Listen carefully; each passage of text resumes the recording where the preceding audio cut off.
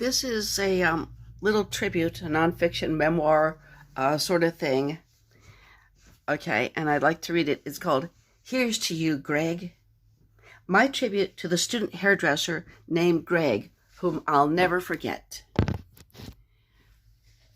I was 15 years old. It was 1972.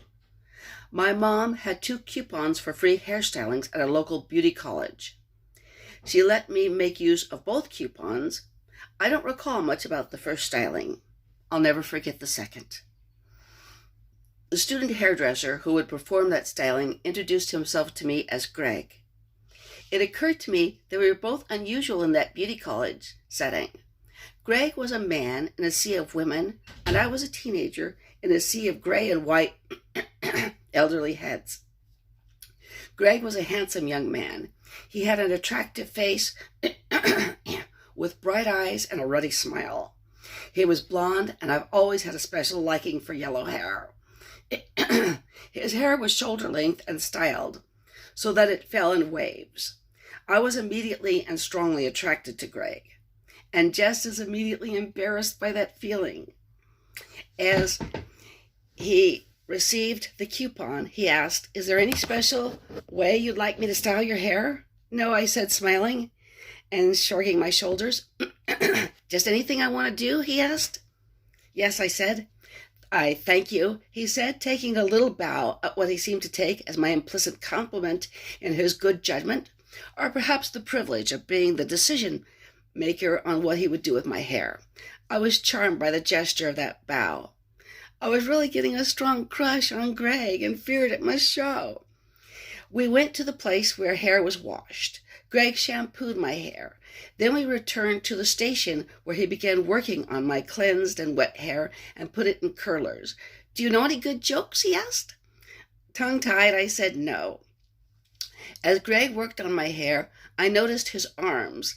The muscles in Greg's arms were not especially bulky, but they were wonderfully well defined, and I enjoyed watching the way the bicep and muscles in the forearms naturally tensed and relaxed under his skin as he moved within that unbuttoned white coat that was the beauty school uniform.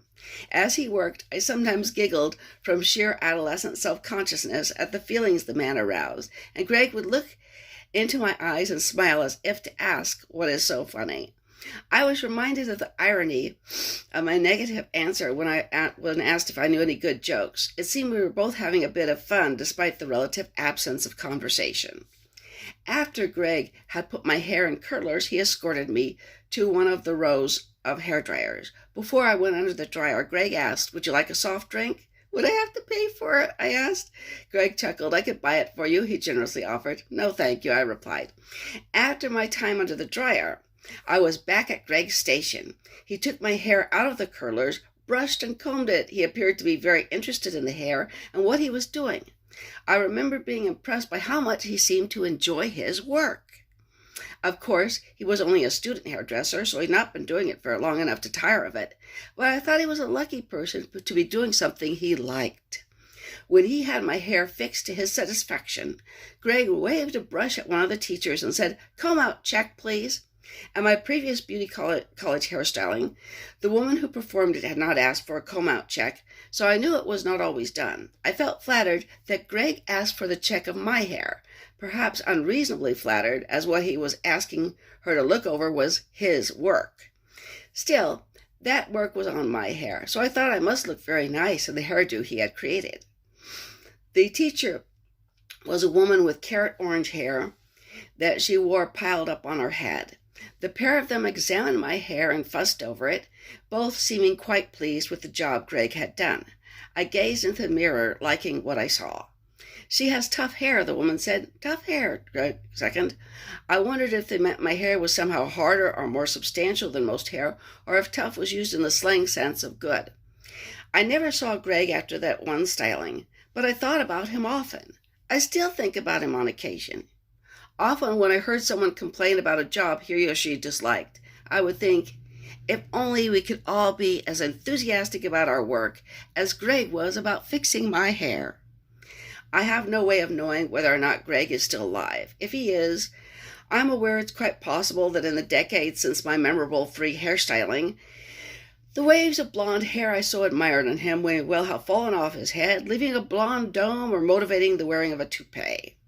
I would prefer to imagine that Greg has aged into a gray-haired silver fox. I hope and believe that I'm not unrealistic in hoping that Greg is now an elderly man with nice, cleanly defined muscles, a twinkle in his eye, a ready smile, and a charming manner.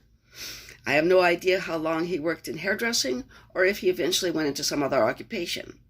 I'm aware that if still alive, Greg is probably now retired. I wish that he could know what a powerful and lasting impression he made on a shy 15-year-old. I know he cannot. I'll never forget the handsome young man who seemed so very happy in his work. I hope he was always as happy in whatever he chose to do as he was on that long ago day when he fixed my hair. I hope he's still happy at whatever he might be doing. Here's to you, Greg. Okay, I hope you liked hearing that, and have a beautiful day.